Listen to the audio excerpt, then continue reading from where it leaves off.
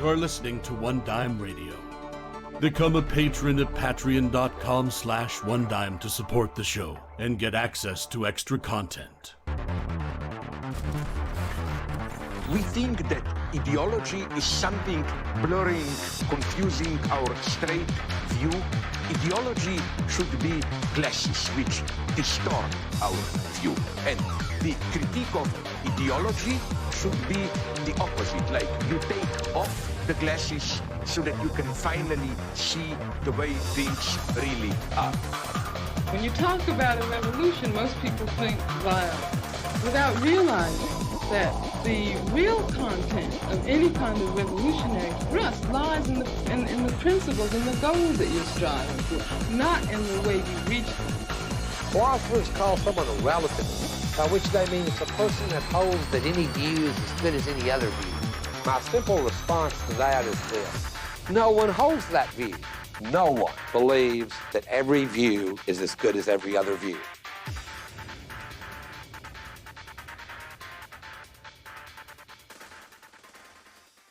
Welcome to One Dime Radio. Today we're going to be talking about the philosophy of Alain Badiou. Alain Badiou is a thinker who I consider to be very underrated and very important for people who consider themselves to be proponents of a leftist emancipatory politics towards changing society rather than just merely interpreting it. And Alain Badiou is very famous and he's still alive.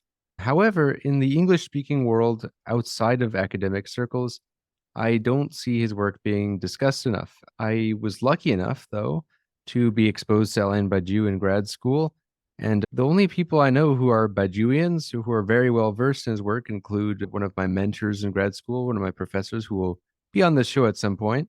And other than that, I don't know too many, but I do know this one person who runs the account on Twitter that is essentially the Alain Badiou Twitter account that retweets all of his quotes and stuff like that. And he also runs the account Logics of Worlds. It's his main account. His name's Chris, my guest today, who's very well versed in Badiou's works.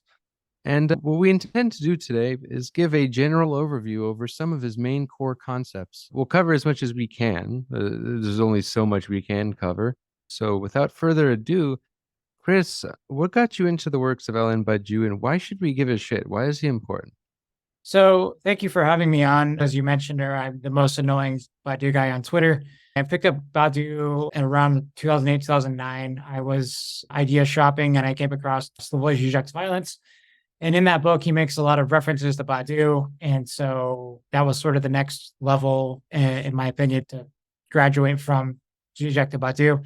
And so for anybody who's interested in, as you say, the idea of we want to change our world, we want things to be better for ourselves, we first need to understand what's going on in the world and how the world works.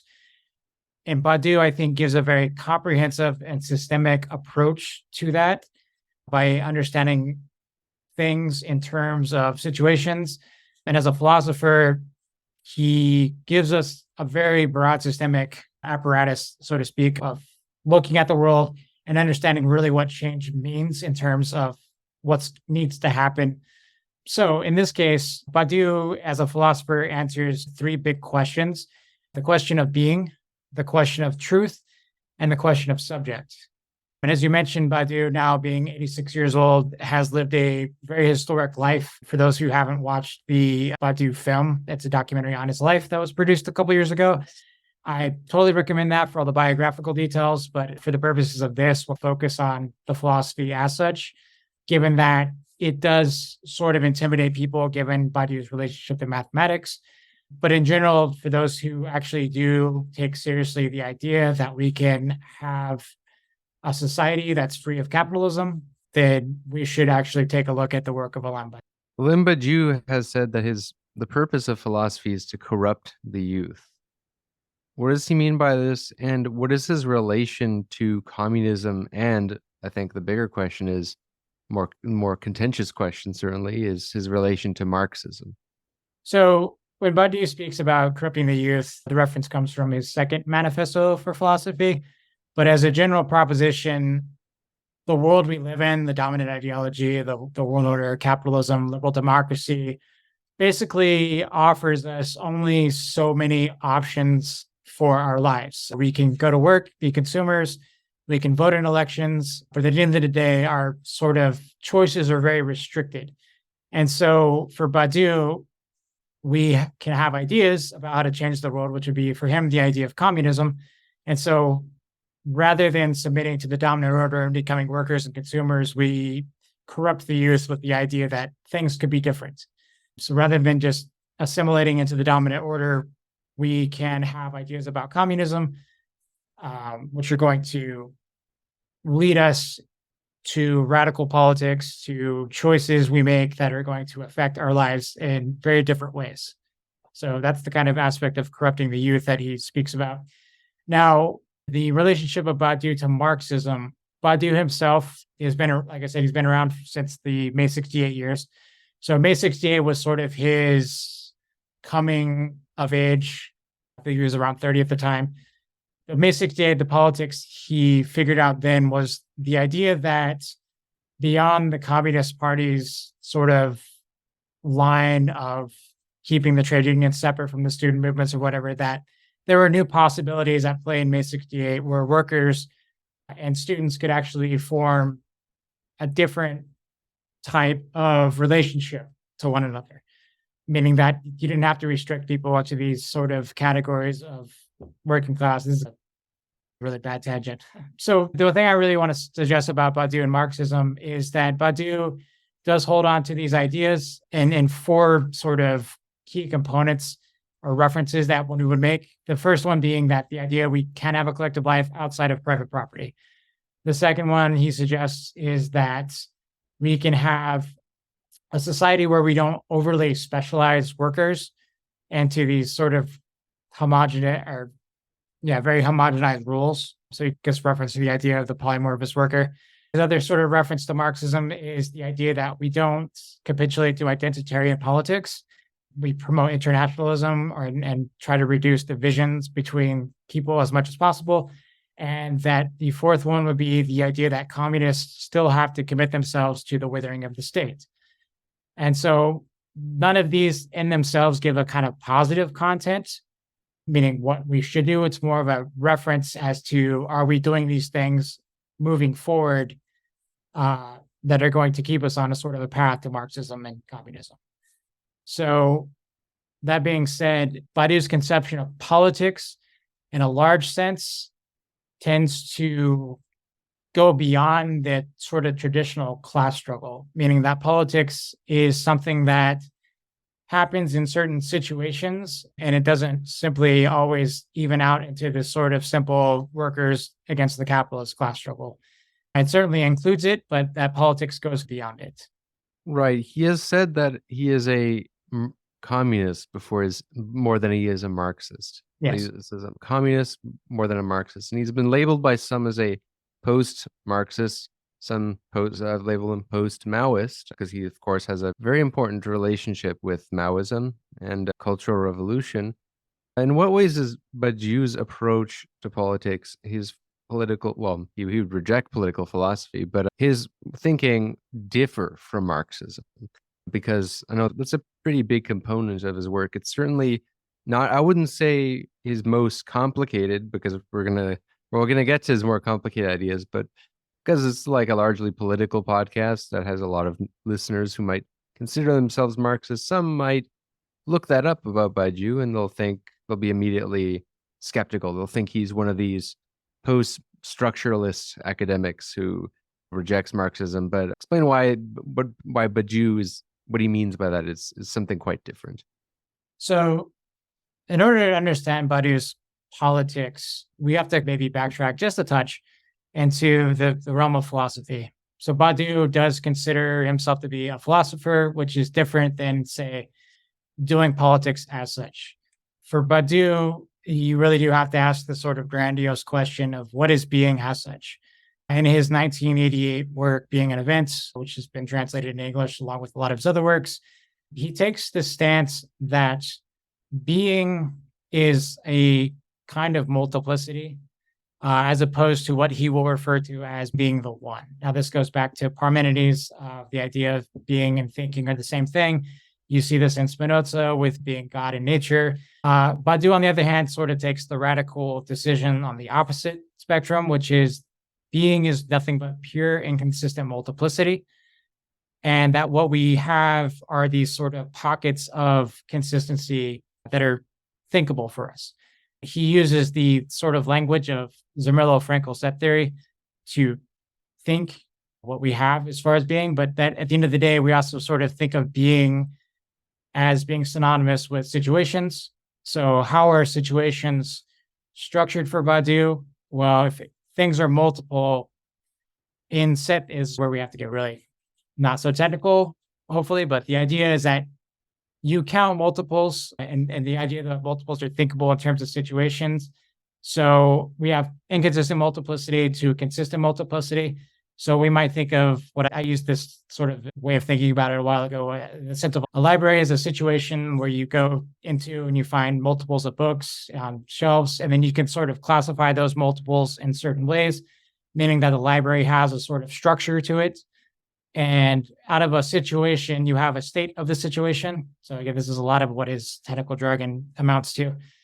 But that certain situations are different than other situations by virtue of how things are counted.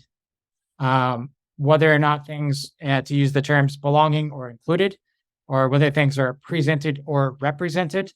And so this really does lead into the way to understand his politics, is that he's always looking for situations where the possibility of an event can take place. The event being his sort of core edition concept.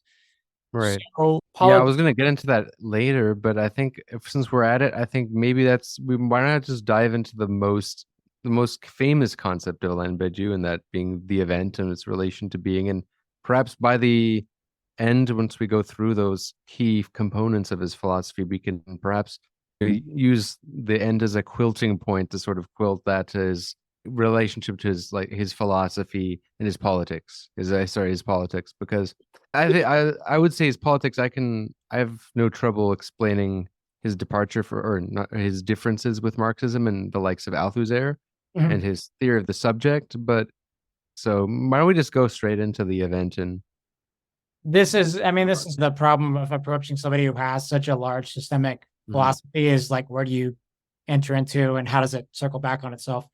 So as I was suggesting, the idea of situations for Badiou amounts to a particular kind of multiplicity. So in set theory, we talk about this idea of sets, and the basic operator for understanding what a set is it's a relationship of belonging.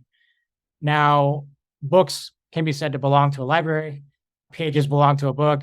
We can say that I belong to the state of Utah. We can say that people, the idea is just general being that it's a collection of multiples or elements in this case. But that at the end of the day, those collections of elements are also collections of elements, which are also multiples, Rotro multiples of multiples. That's the sort of aspect of being that he is applying to the world. And that it's this thinkable multiplicity and how these certain types of multiplicities as situations arise and change.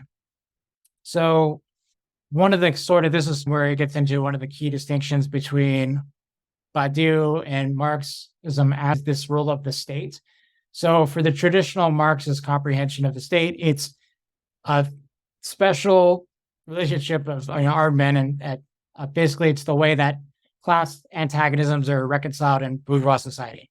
So the state is there to enforce property. It's there to break up strikes. It's there to arrest and harass people. And so that it really just maintains the sort of status quo so that people can continue to make profits, and all the bad sort of side effects that happen through class struggle are squashed. The idea of a situation for Badiou, or state of the situation for Badiou, is slightly different in the sense that it wants to prevent excess. And so in set theory, again, this is where it's unfortunate we have to go into these concepts, and I don't have the ability to draw them out. So set theory, the idea of excess is that when you have a set of multiples, you have what's called an axiom of the power set. So what the axiom of the power set is, it's the set of all these subsets. So for example, if I have a set of 3 books I can sort of arrange them into subs, meaning Plato's Republic, Descartes' collected works, and then Hegel's Science of Logic, right? And then I can arrange those into a set of Plato and Descartes, a set of Hegel and Descartes, a set of Plato, and as you can see, right, it's this sort of counting of all the possible combinations that you can put together. But what you notice is that the initial set contains 3 elements, but once you've counted all the possible subsets, you end up with a larger number of counted objects. And usually it's 2 to the n to give that equation. So you end up with, out of 3, you end up with a total of, I'm sorry, bad at math right now, 8, 9, right? We're getting into probably the most impenetrable aspect of Badiou's philosophy, the mathematical component, which is where he loses me usually. Okay, let's try to get through it. Warning the audience that we're building to something, because I can just imagine there's people listening who are like, I'm too dumb for this, I'm out, but it'll be worth it. Yeah, and one of my sort of recommendations when you try to broach Badiou's bigger works, like Being an Event or Logics of Worlds or His Eminence of Truths, is to give it a go. And if you go to the point where you actually get stuck and you have to sit there and scratch your head and say, what is he really talking about? Because a lot of people sort of stifle themselves and just not wanting to read it or want to do a bunch of preliminary research on that issue. I would just simply say, read Badiou and figure out where you don't understand him.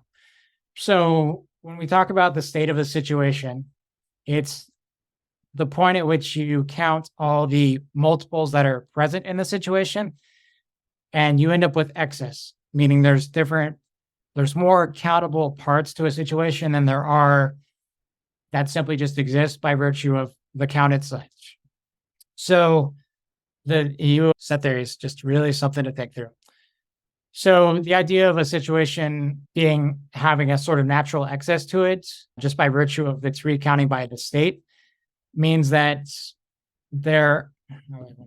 So one of his sort of classic examples in Being an Event is the idea of an immigrant family.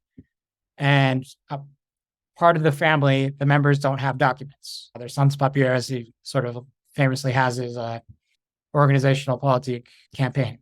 So you have workers without papers or people who are in the country without documentation. The state can only count and account for the people who have documents and can represent them. But there are still people that actually exist, but are what he would say is being present, but not being represented, or they belong to the situation, but they're not included because they're unrepresented by not having documents. And so you get these situations where you have to decide, how do these people actually need to be included in the situation? Whereas the current state of affairs is just to simply expel them from the country, send them back to their country of origin because they're quote unquote illegals. Now, does that kind of, how are you doing on that? I'm going to use you as the feedback on how I'm developing these ideas because they're rough. I don't know anything about set theory. So when it comes to the whole component of set theory, it's just I find it hard. I have to probably visualize it more. Okay, so maybe we can dial it back when it comes to the event in politics, because the way I understand the event is, for Badiou, there's 4 different kinds of events, right? The political events, artistic events, love events, and scientific events. And he separates philosophy very much from politics. The role of the philosophy, correct me if I'm mistaken, is more supposed to extract truths from events. And based on events, there's subjects that are formed in relation to those events. Like there's the reactive subject and the faithful subject and the obscure subject, and that's how they interpret the events. Because I think that might be worth getting into, because one, like, what is the event? And then the subject. I think those are 2 things probably that are super interrelated, and I think have a very direct application to politics. And I think because it's shaped the way I understand, for example, actually existing socialism, as opposed to, maybe we can get into that after, but yeah, why don't we maybe get into that a bit? Okay, cool. And yeah, like I said, I'll try to use you as a gauge for where we're at. So you're right to point out that what part of Badiou's philosophy is that there's what he calls truth conditions. So every philosophy itself doesn't actually produce truths. It rather thinks truths, and it thinks the compossibility of truths that emerge in the four conditions that you mentioned, being politics, art, science, and love. And that each of those truths itself has a different kind of subject, and subject is something very contentious. It's not the sort of traditional subject, which is consistent and always present. The Cartesian subject would be sort of the example where it's always the thinking subject that's reflexively experiencing the world and is constant. Rather, subject is something that emerges from an event and organizes the sort of consequences of an event for a world. And so what really is the event in terms of Badiou?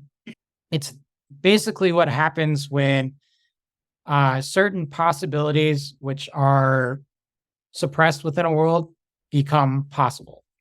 It's the flipping of things on its head. So if you imagine in politics, the idea of decisions being made no longer being attributed to how much profit somebody's going to make or what somebody's property rights are going to be protected, but that we as political subjects can decide collectively what's best for humanity, not for what some shareholder is going to profit off of. But then at the same time, we have to follow through on that idea as subjects. And so there are certain consequences which would take place. So our landlords would probably not benefit very much. Shareholders, bankers, people who own the means of production, everything is going to have to radically change within the situation based on the truth that we are politically equal as human beings. The event he kind of references, if you want to take it in the Lacanian direction, is it's sort of the unconscious of the situation. It's new possibilities that emerge imminent to a situation based on a particular type of situation. Some examples he constantly uses are the French Revolution, the Russian Revolution, obviously, the Chinese Revolution, including the Cultural Revolution. And all of these are sort of radical upheavals that happen within the situation. So it's not something external it's not some transcendental idea that falls from the heavens, but it's just the idea that within the situation, there's something that goes unnamed and has to be followed through in terms of its consequences. And so out of this, the idea of a subject, as you mentioned, there are sort of three types that happen. So the first would be the faithful subject, meaning that they do, in a sense, sort of recognize that something different has happened and something needs to be followed up on. And so they work out the consequences of the events and see that fidelity to the event, right? There is That's a like concept of fidelity. So yeah, fidelity would What be does that like mean? the actual organizational consequences. In the later works, in Eminence of the Truth, he's talking about this in terms of a work, meaning that you actually have to go through the situation multiple by multiple or point by point, as he refers to in Logics of the Worlds, which again gets into sort of the idea that the impetus for changing a situation falls on the subject, or what held for termed as a body in Logics of the Worlds. So the Jacobins are, in a sense, the subject to the French Revolution. Part of the consequences of the French Revolution is that there's no more king. And that people are no longer broken up into the aristocracy, they're no longer broken up into peasants, but then everybody becomes a citizen. And they address each other as citizens, and there's actual material consequences that happen. The reason I sort of play on this so much is there's a concept, or at least an idea, that Badiou's event is just a miracle. It's sort of something that happens, and then things change, and then we're in a better position. And I think that's a little misleading. So the idea of a subject coming into play and actually determining the consequences, like in the French Revolution, or whether it's the Russian Revolution and the Bolsheviks having to work through the consequences of the king, the czar abdicating, going through the problems of the period from April to the October Revolution, seizing state power, defending themselves from internal civil war and constant invasion. So these are different points at which the Bolsheviks had to actually apply consequences to remain faithful to the idea that you can organize a society without private property.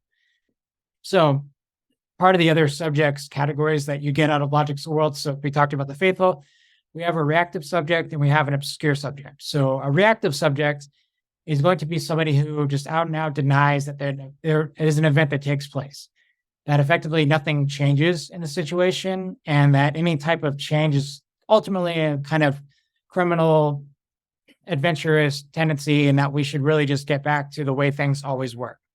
Whereas an obscure subject is going to sort of see an event as happening on the basis of like what he would say fate for like lovers. Like we were star-crossed lovers, we were meant to be.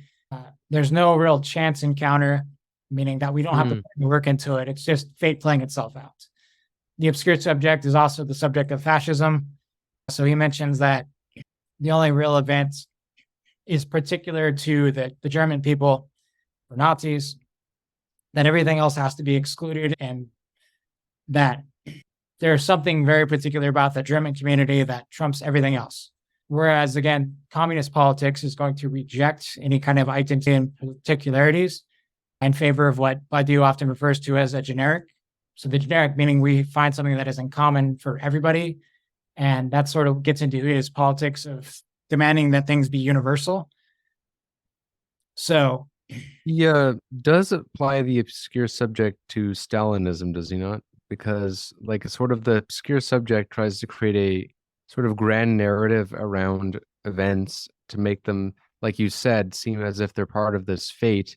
That's sort of part of his critique of a lot of Orthodox Marxism, that this sort of trajectory of like dialectical materialism, right? The idea that this was just a phase in the inevitable evolution of communism, and the sort of stages conception of Marxism that he really seems to take issue with. And instead, I think he posits more like a sort of theory that gives agency, that at least prioritizes the subject, and it's how they deal with the events, and the events are these sort of spontaneous chance occurrences as opposed to a part of this big process. Is that not related to the obscure subject tries to create this simplified grand narrative that sort of rationalizes the event?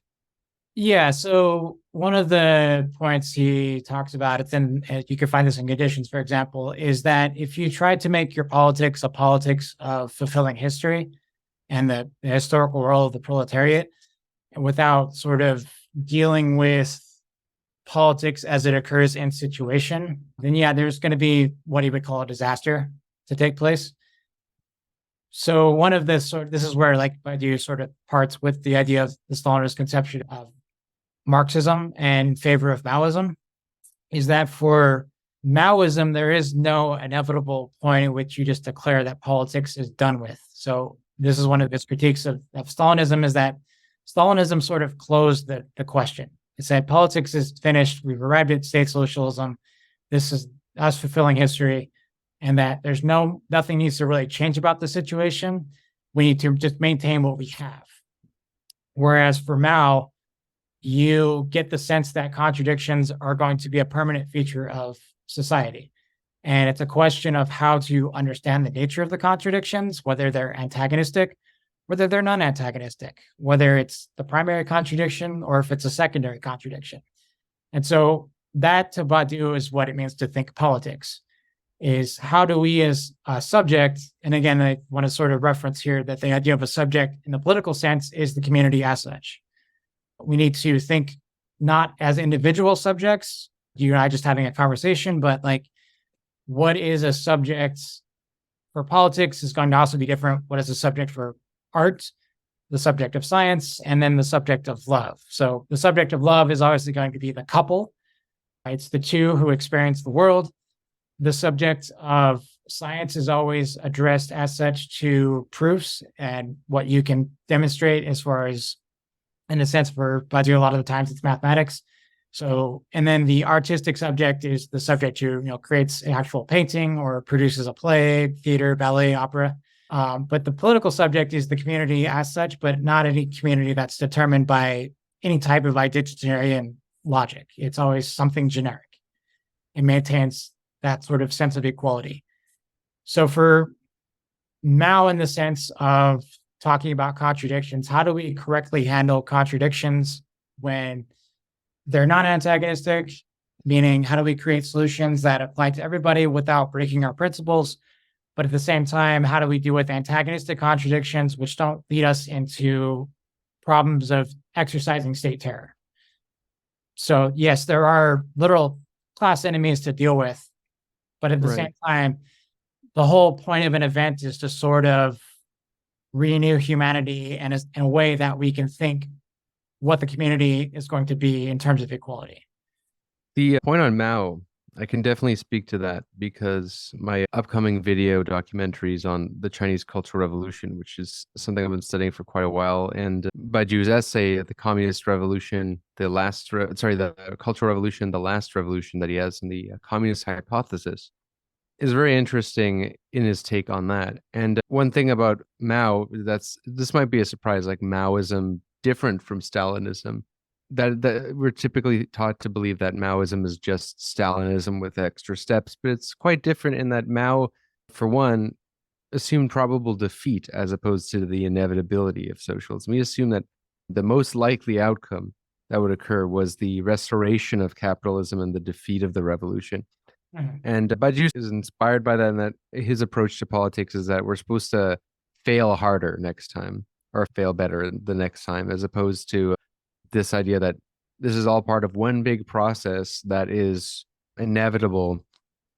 Because you get really, like, for example, Stalin's The Historical and Dialectical Materialism, probably at a best example of his historicism at play and the way he uses dialectics and his trajectory of history, kind of painting out, trying to rationalize these, what are really highly overdetermined events and contingencies as part of this big process. Whereas Mao, he pretty much places the fate of the revolution on the capacities of, like, the revolutionaries, the subjects, and the masses, right?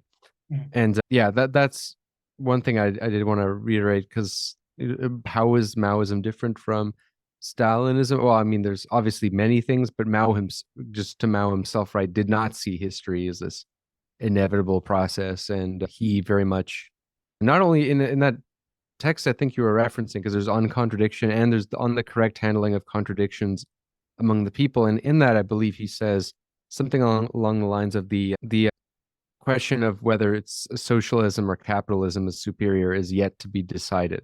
Or basically, like, it's not he's pretty much saying there that socialism isn't inevitable. And even though he's obviously that's his political objective. And I guess, how does that relate to Baijiu's approach to politics and his view of political Marxism as opposed to Marxism as a science/theory? Because he also says, I believe, in all Marxism, like Marxism that is meaningful, any Marxism that meaningfully exists is political Marxism. He doesn't really subscribe to the Marxism as a science. Maybe tell us about that a little bit and its relation to we'll come back to the subjects and the event because it's all correlated to this, but right. Yeah. So as we discussed, there's a sense in Marxism, and we call it a vulgar Marxism, that history unfolds, meaning we can trace the trajectory of human civilization starting out in primitive communism societies where everything's held in common, and then something happened to where we had kings emerge and feudal property, and that carried with its own sort of mode of production, and then that eventually things became so productive that capitalism emerged, and so we live in a disorder of capitalism now. But that eventually capitalism is also going to produce its own contradictions, and that will inevitably give way to socialism, and that socialism will inevitably give way to communism, and that it's just sort of this historical march of history. Badiou is going to not agree with that sense, but that he's just going to reject the idea that there's history as such. This would go back in a large sense to his basic understanding of being, that there's nothing to render consistency to a situation like history. There's no hand guiding things or just inevitable outcome that's going to guarantee us at some point in human society communism. And it's arguable that Marx and Engels in the manifesto sort of suggested the same thing. In the very opening lines, what are they saying? They're saying history is the history of class struggle, but it's eventually it always leads to the mutual ruination of the contending classes or the revolutionary reconstitution of society. So there is sort of a point where Marx and Engels don't even think that. Now, the debate as to whether it's Marx or Engels had a difference in that as well when it comes to that historicism, because with Engels, you definitely, I would say, see it a lot more like the historicism and anti-Düring, the dialectics of nature, as well as a text called The Force of History. Engels, you really see that kind of historicist thinking that you would later see in Stalin's dialectical and historical materialism. But in Marx, it seems there's contradictions. These are all these moments which could preface the critique of the political economy. He has that historical, but then also in German ideology, he says that what he's laying out is methods as tools as opposed to doctrine. It's stuff that is meant to be reconstituted. And Badiou, and in Politics Can Be Thought, says Marxism should be reconstituted, or I forget the exact phrase he uses, but it's pretty much like more or less destroyed and rebuilt to some extent. And I want like, how does that tie into his broader philosophy, I guess? Because some people who are not Marxists might be like, well, duh, history isn't inevitable. But it might seem banal. But this is like pretty much arguably the most important topic or of debate when it comes to the so-called crisis of Marxism, right? That people like Althusser and all these other thinkers are sort of are trying to address, and Badiou has his spin on it, and that's sort of what you could say maybe is a lot of his philosophy emerges from, no? The crisis of Marxism. Yeah, so the book you reference a lot is Can Politics Be Thought? And I think one of the kind of things to think about is the actual just empirical end to the Soviet Union, right? It doesn't exist anymore. So, and the same thing with China, we can have obviously the debates about whether China is still pursuing the road to communism and socialism, or if they've completely given way to capitalist relations of production.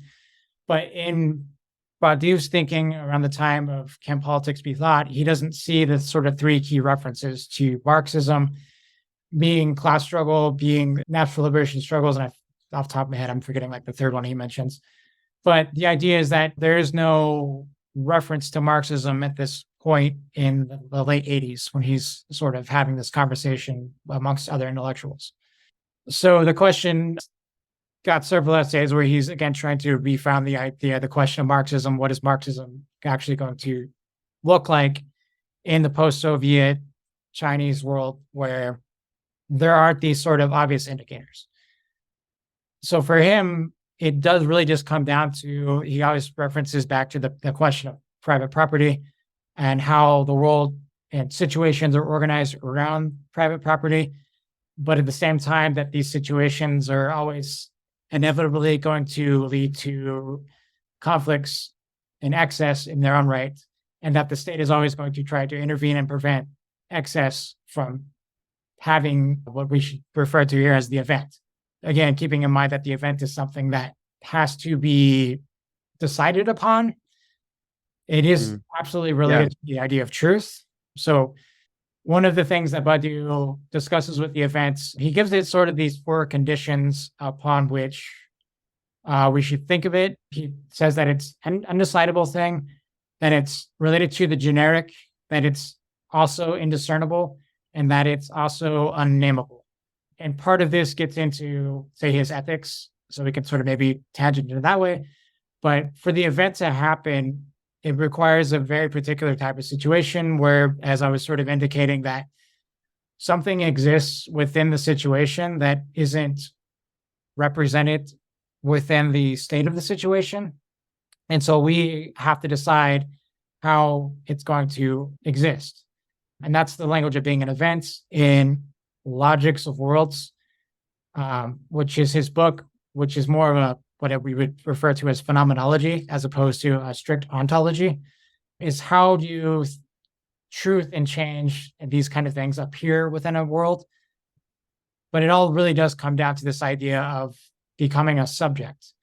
And I say becoming a subject because there is no, like I was indicating earlier, there's no consistency to being a subject as such. It's like in the Lacanian sense, the subject is very intermittent. It only appears under analytic conditions within the clinic when transference is engaged, but that the subject is the unconscious as such. It's never consistent, empirical subject that just use sense data of the world. Subjects emerge out of events and are inherently tied to the thinking of truth of what the event proposes. So in this case, what does all this really have to do with Marxism? Again, I think like I said, was kind of indicating, it goes really back to the question of, can we organize our societies on the basis of something other than private property? The kind of work we do, is it going to be something that is more conducive to breaking down the intellectual divide between the actual manual laborers and the intellectual laborers? Is it going to reject logics of particular subsets of identities? Is it going to eventually wither away the state and get rid of militaries, polices, the whole field of representational politics that we live under today under liberal democracy? So that's sort of, again, the four key elements that Badiou makes reference to when dealing with Marxism. Right. Scaling back to the event, because I think that is a very interesting way of thinking about the way things happen, because we're used to, typically, most people are used to thinking of events as just that things that happen, things that occur. And we keep up with the news to keep up with events. But for Badiou, right, a capital E event is a very rare. And I think it is worth, some people might be asking already, what exactly defines an event as such? And you already addressed the question. It's just, what I mean is more specific criteria, because you mentioned that it essentially disrupts, it can't be signified in the dominant discourses, the symbolic order, I guess we could say, perhaps, or does he not use the term logics of worlds, right? It disrupts the very ways it can't be named, it can't be understood easily. So like real events, by their very nature, are unpredictable and difficult to understand and contestable. The way I think about it, because just to give you an idea, so my sort of background is more of a Baudrillardian. I'm more versed in Baudrillard as opposed to Badiou. And for Baudrillard, this idea of radical alterity is sort of the antithesis to simulation. Radical alterity is sort of what cannot be simulated. It sort of disrupts, and it sort of disrupts the ways in which things that happen, which reality is codified and made irreversible. It reverses that. So events, how would we be able to tell like what an event is, and what is the process of that, and what is the process of extracting truths from events? And maybe what are some, because you mentioned French Revolution as an event. In recent years, I've thought COVID is an event, because COVID-19 seems to this day very unclear as to what really went on, and not in terms of like conspiracy, like vaccine, whatever. I mean, just more, what is it? The way, the reactions of that, the way people reacted to that and were affected by it, I think it still remains to be understood. I feel it's an event, but it might not be, according to Badiou's logic. I'm just a bit curious on that end, and because some people who are listening might be thinking, yeah, how do we tell? Could what's happening in Israel and Palestine right now be an event, right? So a lot I threw at you there, but yeah, that's fine. So one of the things, and maybe this is actually, I could tie this back into the Marx question, is in capitalism, there's this problem of crises. We saw the meltdown of capitalism in the 2008-2009 era with the financial crisis. And for something, then we could maybe think of that as speculatively as an event. That just as with COVID, just was with the thing. But the question is there something new within the situation? Because arguably, in some sense, capitalism rebounded from COVID. I'll give you just as an example, like my industry, which is entertainment, live events. I'm a stagehand. I work in theater. That was shut down for the entire summer. But at this point, things are back to the way they were. And so these periods of crisis, in the sense of things happening according to the situations that we find themselves in, are just features of the system itself. nothing new emerges or fundamentally changes the situation as such. It reconstitutes itself in terms of its own laws of the world as such, or its own world order. Nothing changed the property question about COVID. Badiou addresses COVID. There's an essay published in the book he just put out this year called A New Dawn for Politics. But yeah, he just indicates that there's nothing really new about situations in terms of a crisis when it's just the sort of fundamental repetition as such of how a situation exists on its own. An event, on the other hand, is something that radically disrupts the actual logics of the world, what he would call the laws of appearing, when something which was formerly inexistent becomes existent, to use that language, but at the same time, when something in a situation which was formerly unnamed becomes named.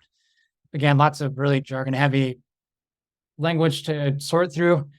We can sort of talk about events in the more recent situation where Egypt is one of his references. So if you've read the book Rebirth of History, I think it's a really good introduction to the politics in general of Badiou.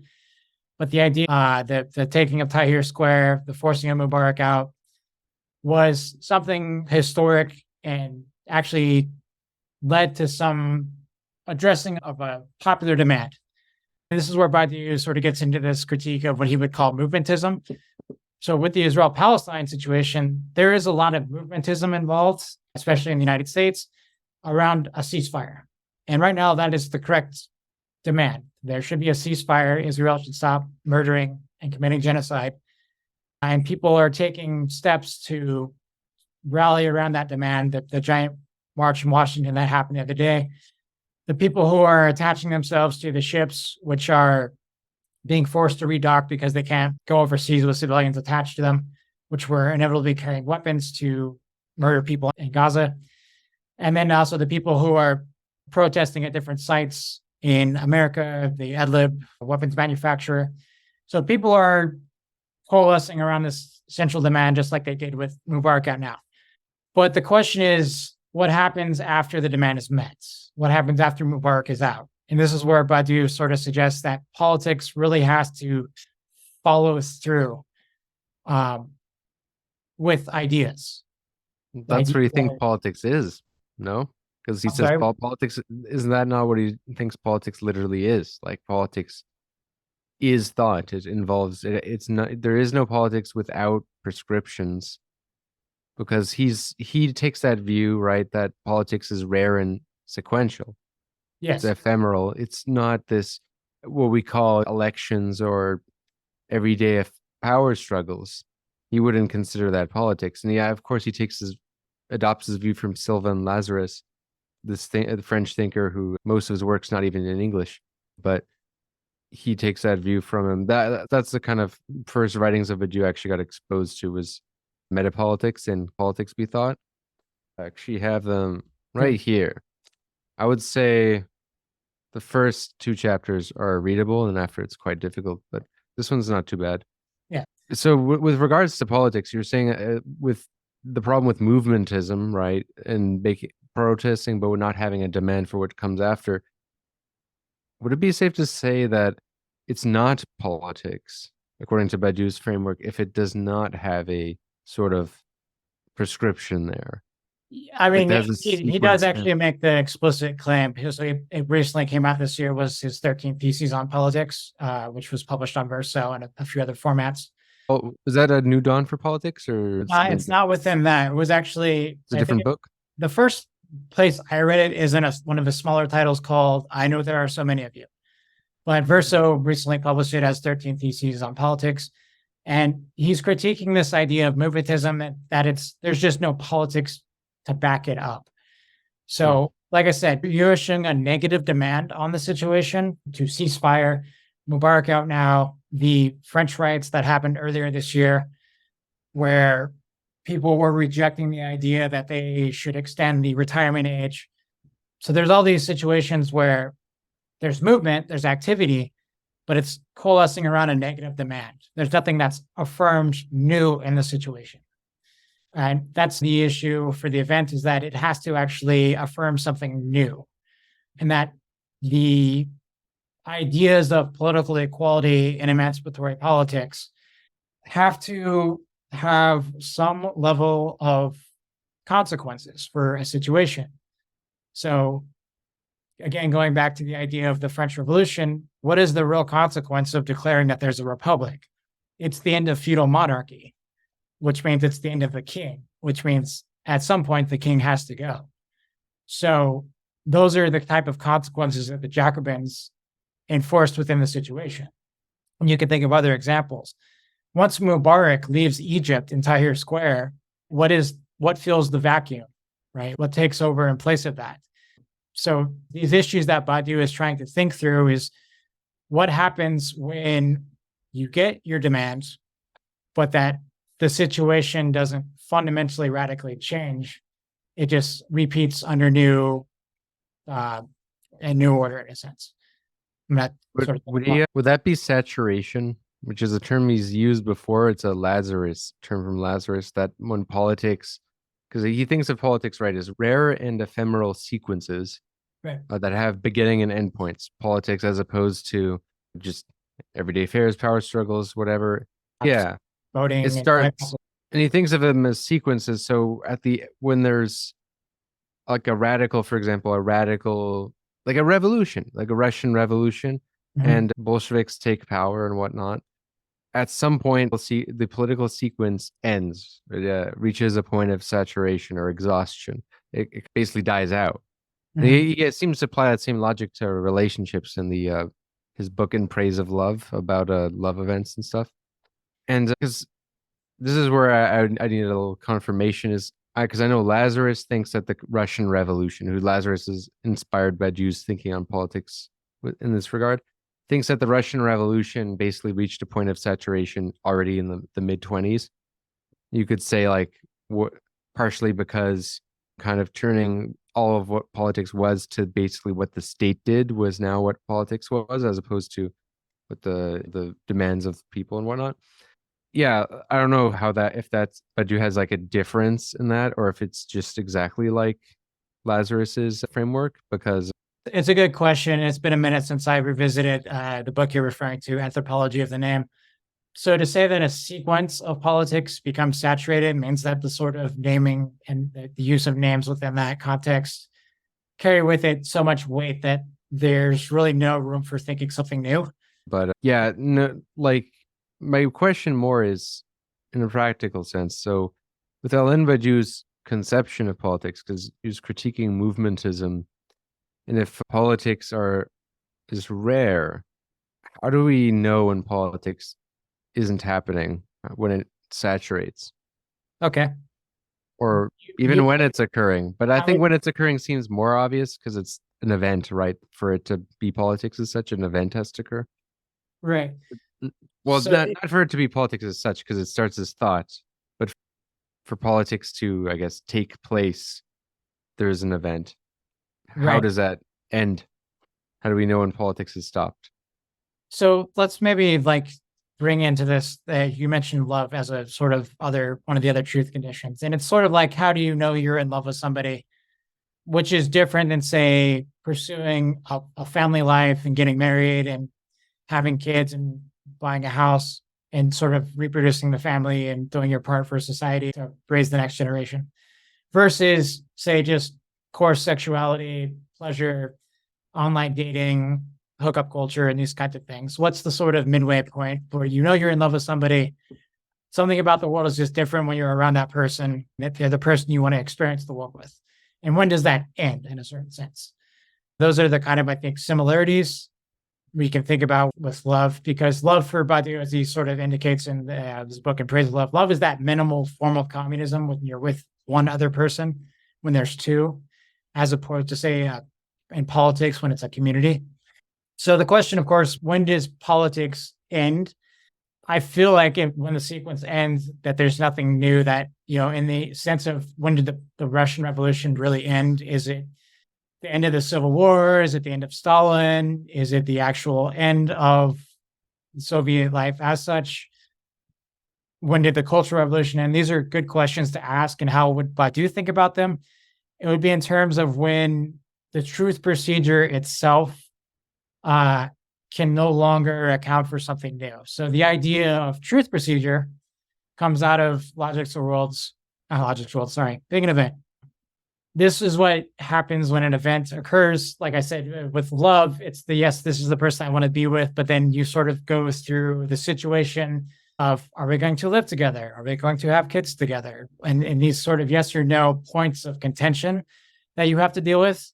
And so same thing with, like, say, the Russian Revolution. Are we going to fight a civil war together? Are we going to participate in World War II? Are we going to, the stake of the community as such? Are we going to collectivize agriculture? Are we going to rethink what art is for our people? And these kinds of political decisions, once I think there are no more decisions to make, or the decisions aren't readily available and cognizant to us in terms of our ideas, that's when I would say, thinking through Badiou's philosophy as such, that's when a sequence ends. Now, because a sequence ends doesn't mean it's the end of all of politics, as you're indicating, right? You can meet a different person after you break up with somebody else, right? There's always the chance. Yeah, the sequence of politics. Somebody new, right? Even though we've reverted back to a world of global capitalism, there's still discontent and radical class struggle, and people just don't want to live in a certain way anymore, and people can't live in a certain way anymore. Capitalism cannot give everybody a decent standard of living because we want to make people obscenely rich, and they want to use their wealth to gain political power over our lives. That's just the situation we live in. So there's always going to be new occurrences where people challenge that. And the question is, do they have an idea of what it means to challenge that in terms of changing the world into something different?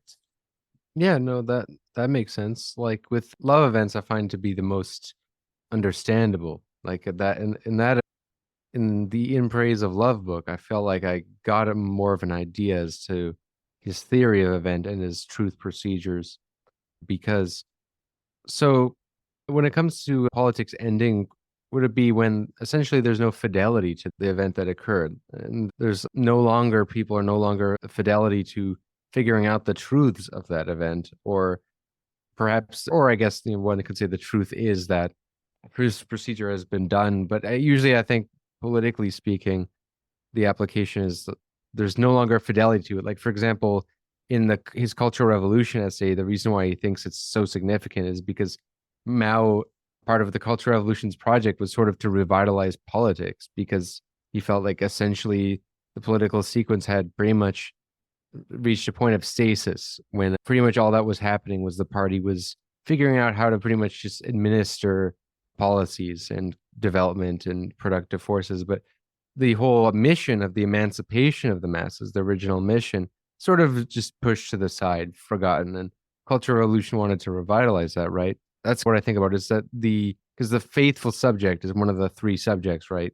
And like fidelity to the event, that's like sort of what that defines politics, no? Is that fidelity to the original event and fidelity to the prescription, Right. like the original mission of the politics.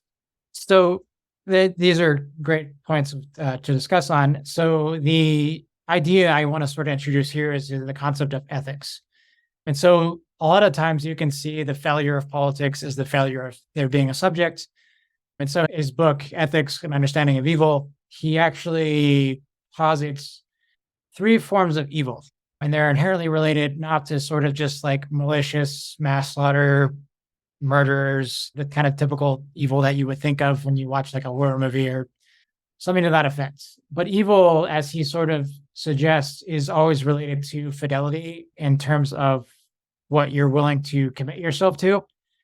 So evil takes three forms. It takes the idea of a simulacrum, meaning that there's an idea that an event has taken place, but that the event doesn't actually address itself universally to everybody, and it's actually a production of terror over a situation. So Israel-Palestine would be like the perfect example of this right now, that the event for Israel is the taking of Lebanon and the sort of greater Middle East section of the world, and that they have to force everybody out, but that this is sort of their events in the situation. But it's, like I said, it's not universally applied to a community of people. It's very particular. It's fascism and it's genocide. But that for them, it plays itself out in the simulacrum of an event. The other one would be betrayal, meaning that you just give up. And a lot of people give up on politics and just sort of say, nothing is ever going to change. Better to try to find something good for yourself or just toll the bell in a sense. But that fundamentally, there is no idea of truth that's going to conquer the situation. And then finally, unnameable, just to mention it, is the idea that the power of a truth can sort of uncover everything within a situation. It can name everything. So to use like science as an example, the idea that science will eventually answer every single truth. It can name everything in the situation. All we have to do is do the science. We'll figure out how the brain works, neuroscience, what the soul really is, what the beginning and the end of the universe is going to be. That science can address all these questions and that it has the power to sort of name everything. So these three concepts of ethics, again, are just simply related to the idea of a truth. And so to answer the question, yeah, I do think there is a point at which subjective failure occurs and people give up, people move on, people become uninterested in revolutionary emancipatory politics. And that's sort of where a political sequence can die out. I'm glad you brought the three subjects again, because I think that is an important way to understand the event. I'll give 3 examples and I want you to tell me if I'm on the right page. Because I'm still working through all of this stuff, newbie when it comes to Badiou, and probably listeners are also even more so. So the 3 subjects in response to an event, there's the faithful subject who sees this event happened, right? And there's something to be studied here, a truth to be understood. There's something like a fundamental universal truth that this is teaching us, that there's means to be understood.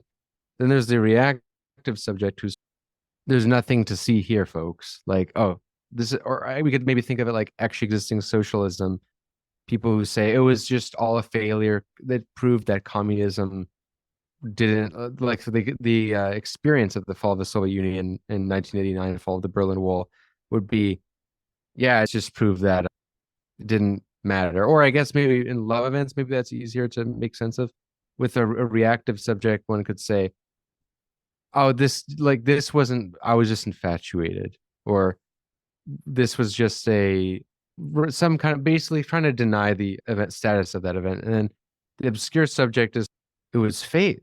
It was fate. It was meant to be. This was always meant to be. And I guess with the obscure subject politically is sort of like these grand narratives that try to rationalize the event so much to the point where an event, it pretty much loses its status of an event and just becomes this sort of process. I don't know if I'm on the right track, because I think like why is this important? No, is because it allows us to have a fidelity to truth, to actually maybe understand the rarity of events and try not to get stuck in these habits of thinking that prevent us from like learning lessons and from, I guess, extracting truths, because that's like such a big component of Badiou being a Platonist, right? So that might surprise some people. He has a huge commitment to truths, and one wouldn't say maybe objective truth, but just truth. He believes universal truths. He believes in universal truths, and that already, in a sense, might raise some eyebrows. But I don't know if there's like a better way to explain the subjects and the relation to truth of the event. So, yeah, we could talk about truth, but we can also pose it as, what is truth opposed to? Truth is opposed to opinions and sophistry, and the idea that there is nothing really unique or novel about situations, that it's just stuff happening and there's really nothing to do or say that's going to change the world. And things are just going to fundamentally remain as they are. So why bother? And at the same time, truth is opposed to knowledge, which is this sort of homogenizing of a situation according to what we can name and what we can discern within it. So in his later book, Imminence of Truths, which came out in English last year, I think, he's going to pose the question of the infinite versus the finite. So the idea of the infinite is that there is something to be worked out that is actually politically relevant or artistically interesting or scientifically relevant, or something about the amorous couple that is touches upon the infinite in a sense that we have something more than just simple finitude. Simple identity, simple repetition, or evil, the necessity, or God kind of thing are gathered the references to finitude he makes. But that at the end of the day, the dominant order of things, as such, chooses to, what the French term he uses is recouvrement, but it's covering over. That any potential infinity within a political situation that would threaten to destabilize the existing order of things is dangerous, is criminal, will only lead to more problems like the Soviet Union, who wants to do that again. So we have to cover over any kind of potential evidence. So the classic example would be, for him in this case, would be like the Bloody Week, which suppressed the Paris Commune. Those people were dangerous. We had to put them down to protect private property, because if we didn't protect private property, the world as we know it would end. So this idea of recouvrement, recovering over, plays a large role in Imminence of Truths, and I just wanted to give it some play because the general idea is that a situation where something infinite is possible gets covered over by what is already sort of present. So one of the big things that I've noticed recently with this is the need to sort of equate Hamas to ISIS. Would be a way just to simply reduce them to what we already know about a situation. So we know enough about these people because we know enough about what ISIS was about. They're clearly just the same type of organization, and the only thing to do with these types of organizations is to get rid of them as quick as we can. So we're covering over what is potential about Palestinian liberation, about the possibility that the people of Gaza don't have to live in an open-air prison and aren't subject to genocide, that the land of Palestine can exist without the state of Israel. These are potential infinites within the situation, which would lead to political upheaval, events, if you will, and we would think new truths about what it means to be a human being in that part of the world. So the notion that we have to cover these over. So in the sense of infinity, though, this is where I don't want to get too far astray into what's infinite for Badiou, because it goes into the mathematics really heavy. Trust me, some of the proofs in Imminence of Truths were not my favorite. And I glossed them and went for the more core arguments and sort of tabled them for later reading. But in the idea of an infinite versus a finite, the goal of being infinite is to have a continuous relationship to an event, meaning that, as we were sort of talking about, when does it end? When does it become finite? When does it exhaust itself? When are we just played all our cards and there's nothing more we can actually do to further the cause? Whereas somebody like Mao, the whole purpose of the Cultural Revolution was to continue politics, meaning that, as we were sort of talking about, the party state itself became revisionist. It decided that what was more important was developing productive forces by going back on the sort of gains of the revolution of getting rid of landlords, by collective farming and collective life and the collective organization of production. And so the party, wanting to take the capitalist road and embrace sort of small revisions to what socialism could be. It's funny, modern day China, it's one sense where you think it's not a bad thing that billionaires are held accountable and ultimately executed, but then you have to ask the question, why is it a good thing that there still are billionaires within the party? So the point being is that when Mao launches the Cultural Revolution, it is to reinvigorate the mass movement. It is to get people to activate themselves politically, to take responsibility and collective decision-making over their lives, rather than delegating it to what the party state thinks is the correct policy or how the party is going to represent them in that sense. So politics, in a large sense, deals with this issue of works, meaning that sorry, trying to think of here in the sense of, because the final chapter of Eminence of Truths deals with this issue of politics, the Cultural Revolution, and a work. The idea of a work being produced is something essential because it comes down to this idea that the event itself doesn't simply just happen. We're not waiting for an event to happen. It's not a miracle by any stretch of the imagination. It really is a decision that people make. And the consequences of that decision have to be unfolded throughout a situation at various points at which things are going to change. So They have to decide if an event even took place, right?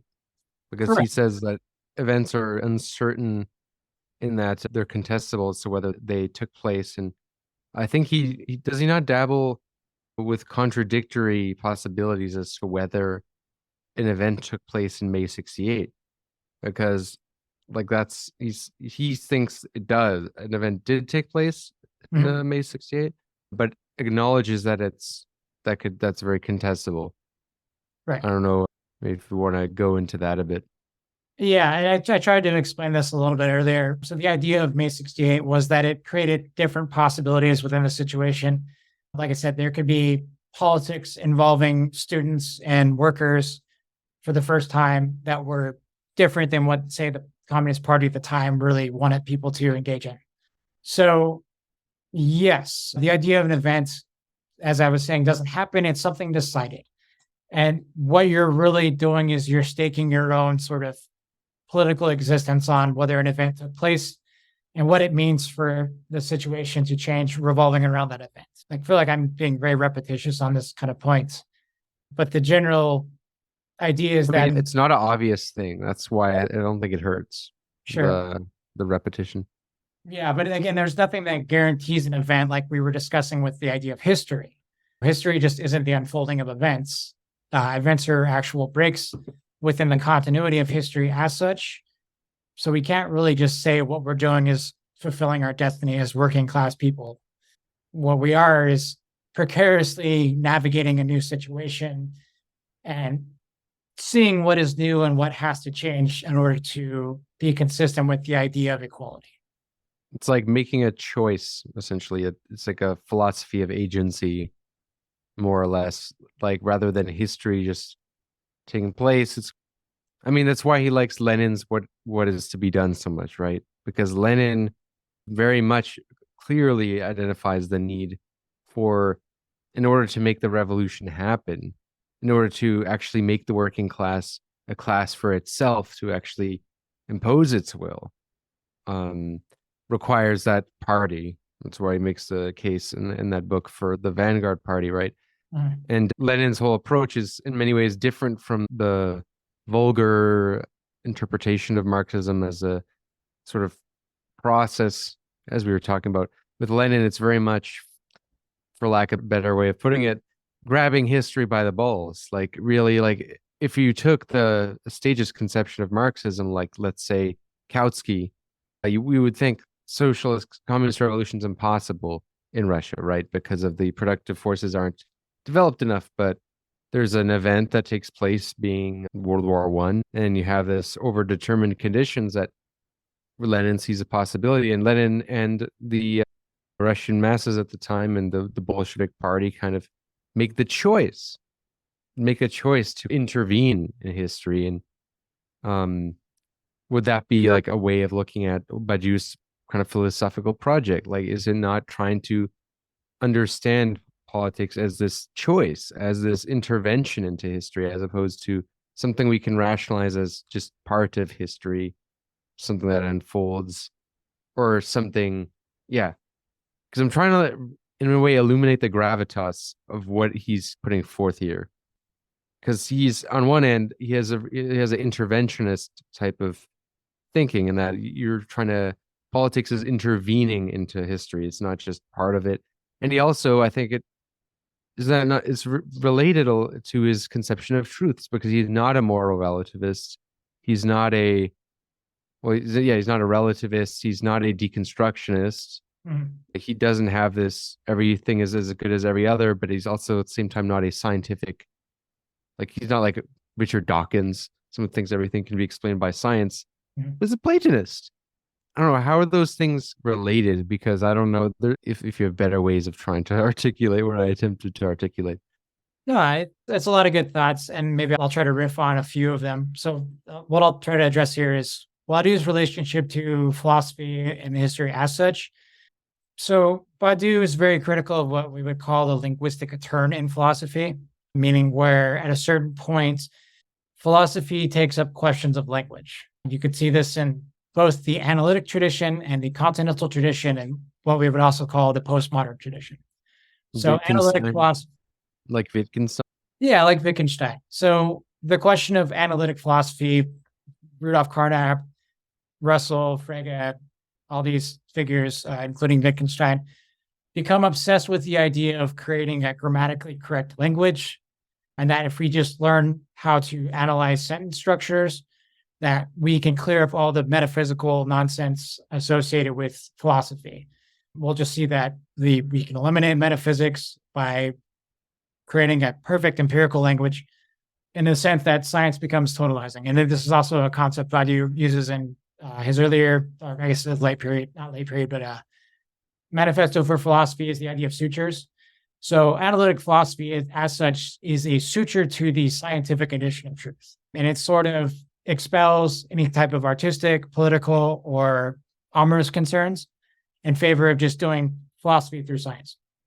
Continental philosophy, on the other hand, which deals more with questions of consciousness, being, aesthetics, and these kinds of things, is a suture to art. But that it also has its own sort of language vis-a-vis Heidegger. So, for instance, Heidegger's sort of innuendo about language is that we need to clear up and open spaces for where things can be experienced, and the original experience of being as such goes back to the pre-Socratic philosophers. And so he traces this sort of lineage of Greek into the German, where he does a lot of his own etymology and being in time, where the idea of phenomenology is this idea of seeing how things are disclosed and revealed and articulated into a truth, or not truth, but language as such. But that being and truth are effectively this sort of same homogeneous thing. It's the concealment, it's the appearance of things that were just concealed or covered over by language in a sense. I think Badiou actually gets that covering over from Heidegger a lot, which is sort of I'll just make a note. I think Badiou's references to other philosophers that he sort of is antagonistic to is also interesting. But then postmodernism as such is just sort of related to language games, right? So how do we use language within very specific contexts? What words mean is how we use them within a particular set of restricted rules. And so philosophy becomes obsessed in these three areas with how do we deal with language? And effectively, truth becomes something that is decommissioned. It doesn't have the quite potency that we want out of what Badiou thinks, because like I said, truth is just what is unconcealed for Heidegger and the nature of being, but it's done through language. Truth for the analytics is just what we can grammatically state through language. And then truth is really relative in postmodernism because it's really just its own sort of language game itself. So what we can only say matters as far as truth is what occurs within certain rules that are very restrictive. So Badiou is against all three of these traditions in the sense that he is a Platonist who thinks that ideas do matter more than just these sort of silly squabbles about language or what the current state of the world is. Now we should have real discussions about how ideas can impact reality. So he's noted himself, he's said that what it means to be a Platonist to him is a materialism of the idea. So when Plato has discussions about ideas of justice, Badiou is going to take that and think, what does that actually mean for our situations that we find ourselves in? Whereas Plato gets stuck in the realm of ideas as such, Badiou sort of tries to force him back into a more situation-oriented discussion about how ideas are going to matter and impact and change situations. What I don't quite get is why not Hegel? Why does Badiou not embrace Hegel? Because Zizek's whole project is basically trying to show why Hegel is not like this pure idealist like people think. Hegel is a materialist in his own right, but I do know Badiou rejects Hegel, and the only thing I seem to understand as to why is that what he believes to be the historicist component. But other than that, I don't quite, because a lot of what you're saying like is in Plato, is in Hegel, but more fleshed out, I think. So, I mean, Hegel appears a lot in Badiou's work. He's going to deal with, obviously, you can't deal with the infinity without addressing something like what Hegel refers to as bad infinity versus good infinity, meaning an infinity that just repeats variously in on itself versus an infinity which approaches something new, absolute. Theory of the subject, I think, gives the most rigorous treatment of Hegel and dialectics in terms of not only the questions of idealism, but also Marxism in general. So for Badiou, the dialectics he's pursuing is something without negation as a core component, because for him, there's a positive component of negation, which is subtraction, and then there's a negative, which is destruction. But that for dialectics for Badiou, something is always understood as being and being placed, which again, it's very convoluted to just sort of freely discuss this in a conversation. You really have to go to theory of the subject and sort of work through it. So yeah, the obviously idea that history is going to come to a resolution and that people are going to understand the idea of freedom. And then we're always working towards that idea of freedom, even through the slaughter bench of history, is something Badiou just doesn't accept. I was going to say, there's a point in the new book where he talks about Descartes, Plato, and Hegel, which are his sort of like the philosophers he sort of looks to the most, considers his masters, and that each of them propose something new, and dialectical thinking would be one aspect of Hegel, but then at the same time, like the capitulation to constitutional monarchy instead of dealing with politics, something that he faults kind of Hegel for, in the same sense that he faults Descartes for falling back on God as a necessary component of subjectivity. Whereas for Plato was willing to admit various progressive stances for Greek society, but at the same time, didn't really do anything in terms of living in a slaveholding society, which devalued women and considered them secondary property to men, which we lovely inherited for generations at a time. So yeah, the Hegel question is really big to sort of take on. Yeah, I don't know if we have time for that. Yeah, because we've already been going for quite a while. I think there's only time for two last things I do want to ask. Okay. So one is, what is Badiou's concept of resurrection and its relation to the event? And the second, which is, it might seem related because of the word resurrection, but it's actually just an entirely separate question, is why is Badiou so fascinated with St. Paul? Because he has a whole book on St. Paul and uses St. Paul almost as a example to illustrate his own philosophy. Yeah, that whole role. I don't know if we want to tackle resurrection first, because that's like, I think probably wouldn't take you as long.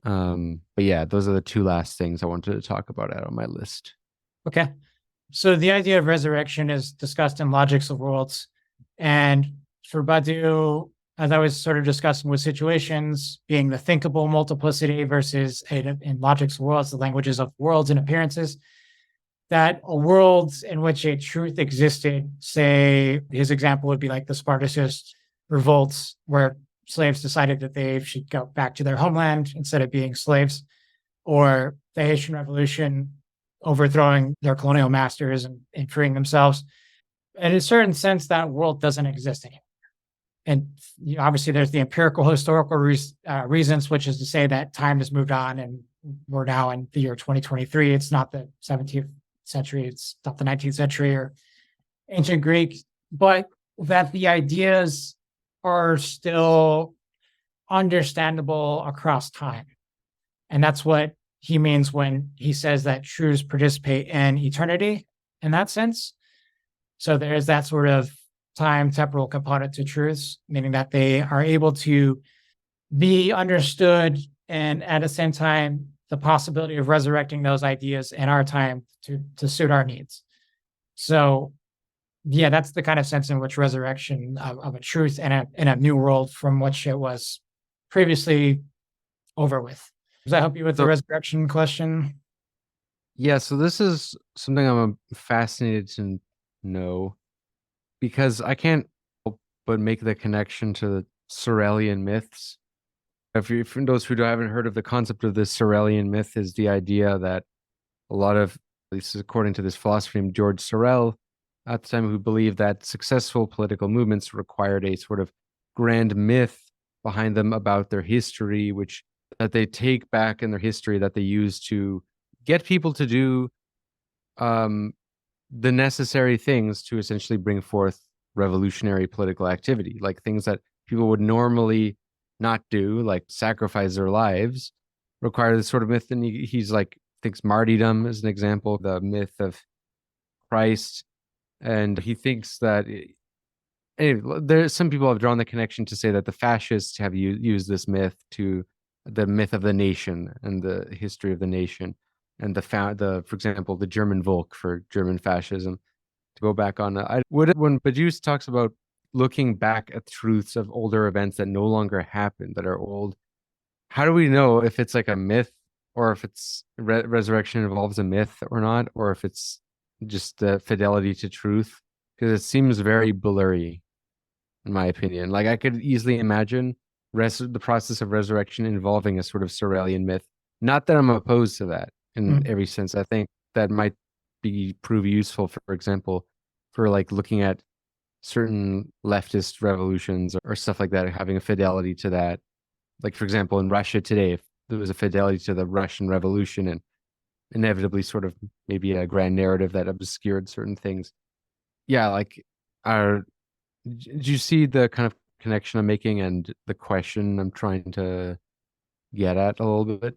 I guess by way of Walter Benjamin, I want to maybe approach it. So he has this famous essay called The Thesis on the Philosophy of History, in which he sort of suggests that the Jacobins were basically trying to reinstantiate the Roman Republic in the French society under the monarchy, and that they just saw themselves as the heirs of the Roman Empire, and that the Bolsheviks in turn saw themselves as the sort of heirs of the Jacobins' political legacy, in terms of deposing a monarchy and creating a republic. And so that kind of does speak to the sense in which Badiou is trying to locate political truths that are reconstituted into a new world. He uses the art example as always the famous cave, the painting of cave horses, in very pre-civilization era. There's cave paintings but at the same time, we looking back on this world that is no longer, in which that truth was created, we can see the sort of truth of what was created as art, meaning it wasn't just simple scribbles. They were trying to represent something, and they worked through, created a portrait on the walls of the cave, and that we can look back and see that as an artistic truth.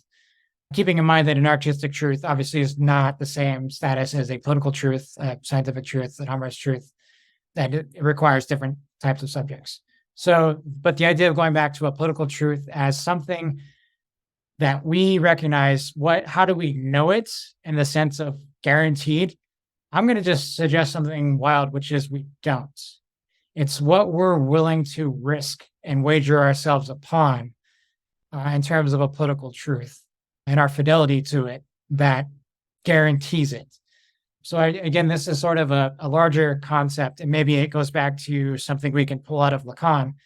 There is no big other that guarantees that words mean things, or that certain things are symbolically accurate. There's always some sort of lack that we have to account for and overcome. So in the same sense, Badiou has this infamous little line that says, nobody's going to be a philosopher unless you pass through the anti-philosophy of Jacques Lacan first. And so what we really have to get around is this idea that something is going to guarantee a successful outcome for us, rather than viewing the world as a very precarious place in which we have to make decisions that create our politics and what we're willing to risk and associate ourselves with that produce a truth. So there's nothing that guarantees anything for us. We're left to what we're willing to risk and wager ourselves upon. So, last question is the role of Saint Paul in Alain Badiou's thought, Mhm. and why is he? What does he see? What is his thesis, if you will, on Saint Paul and his significance in relation to Badiou's philosophy? So he wrote the book St. Paul, which is also subtitled, I believe, Your Foundation of Universalism. So Paul is a thinker of the events, which is the Christ events, which is the resurrection of Christ, which is something that happens, obviously, in the biblical sense. But the question is, what's different in the situation now that Christ is resurrected? This sort of miracle that nobody could have predicted. What do we change that's different? And so the idea for Badiou thinking through Paul and this terms of fidelity to the Christ event is that there has to be a certain universal address of the Christ event to everyone. This is where you get the famous sort of sense of diagonalization of knowledge within a situation where it comes down to this logic of neither nor. So there's neither Jew nor Gentile, but there's something different. And a lot of people like to use this as a meme nowadays where there's neither this or that, it's a secret third thing. And so Badiou, in a certain sense, is the sort of philosophy of what is the secret third thing. And so this overcoming of contradictory identities within a situation, which appears to as a neither nor, but something that's new in accordance with the Christ event, which is something that addresses itself universally to everyone. The Christ event is, in a sense, for everyone. It doesn't exclude people, but it has to reconstitute how that universalism is addressed to. So one of the criticisms people have sort of maybe leveled against Badiou is that in the question of identity politics, how do you create a universalism which isn't just a replication of all men are created equal? But it's meant to sort of suggest that, yes, all people are men, and because all people are men, they're created equal, and that's meant to be inclusive. But we want a universalism which is actually inclusive of everybody. So it has to, in a sense, create this new category. As I was going back to with the French Revolution, it's citizens. Citizens are the new category which supersedes the aristocracy, the sans-culottes, all the peasant classes, the actual nobility as such. And so everybody is reduced to this sort of zero level of citizens, and everything becomes universal around the idea of the citizen. And so Badiou, in a certain sense, sees that foundation for universalism, as it implicates the book, out of thinking through Paul's fidelity to the Christ event. So to recap, he sees Paul's significance as essentially having fidelity to the Christ event, the event of Christ, the resurrection of Christ, and also expanding Christianity as we know it to include pretty much to be a universal religion. Like you can be a Jew, you can be whatever background, and you can become a Christian. Mhm. You can become a follower of Christ, and like that is sort of the political transformation, if you will, or political creation, some might say, of Christianity as such. Mhm. Because that's related to something that I wasn't quite clear, but I do have. Does Badiou view like religious events or religion as a phenomenon, for example, in its relation to like official religion anyway, as a political event? Because I know that's a contestable thing that some view religion as a political event. I personally do view religion in politics together, actually. I don't know if he takes a similar approach. I think he does, but I'm not sure if I'm just reading that wrong. Yeah. So, I mean, maybe something that's more understandable to me is, I live in the state of Utah. The Mormon church is very present here, but it declares itself to be the one true church. People are constantly bearing their testimonies about how they know Jesus Christ and all these things are true. But then it radically excludes a lot of people from its practices. Certain people can't be baptized because they're homosexual or transgender. And so the church itself has sort of tried to struggle with this problem of inclusion. How are we going to be the one true church for everybody for time and all eternity when we don't allow certain people to participate? And so, yeah, there is that kind of sense when the church proclaims truth, but isn't a universal truth. It excludes certain people. Taking it back to the Israel-Palestinian conflict, how is there a state of Israel when it excludes people who are Black Jews from Ethiopia. I thought it was a state for all the Jews, but at the same time, it's not a universal state for all Jews. So yeah, that's where that is. And maybe to like sort of tie into that question, well, are there other events other than politics, science, art, and love? In Logics of Worlds, he makes the suggestion that, yeah, there could be. We don't know them, but we're not going to foreclose that possibility. Again, being in the spirit of that we can't name everything, that we can't totalize a situation based on just 4 things. So yeah, are there economic events? Maybe. Are there religious events we should be aware of? Possibly. Badiou's committed himself to the existence of 4 as such, but without being restrictive. Yeah, I think we covered quite a bit. Yeah, and it was great. It was great having you on. Honestly, if I had we had more time and energy, maybe we'd do like another episode. But yeah, hopefully for those who have still made it through all of this, I applaud you. This is very difficult material. I find it very fascinating material and plan to work with it significantly more. But yeah, no, I'm very grateful to have Chris here to come talk about this. So yeah, it was great. Thanks for coming on. I appreciate your time. Thank you. If you made it this far and want to have more discussion about it, that's great. I'm at Being an Event and at Logics of Worlds on the Twitter sphere for as long as that's going to last. So thanks for your efforts in putting this podcast together. Yeah, go follow him. Go check out Badiou and give the pod a 5-star rating if you enjoy and get value from these episodes that I do.